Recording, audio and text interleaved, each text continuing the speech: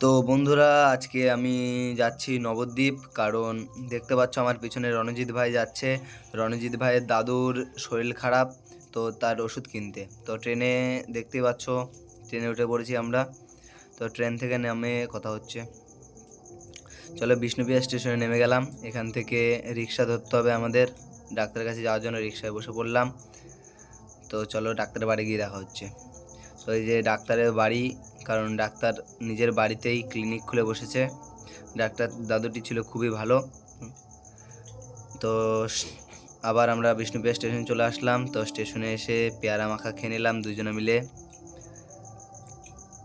তো দেখতে পাচ্ছ যে পিছনে একটি পুলিশ কাকু দাঁড়িয়ে দাঁড়িয়ে কথা বলছে, আর আমাদের পাশেও একটি ডগি শুয়েছিল। তো আমরা ট্রেনের জন্য বসে আছি। আমরা বাড়ি যেতে থাকি। তোমরা মিনি ব্লগের জন্য সাবস্ক্রাইব করো। বাই।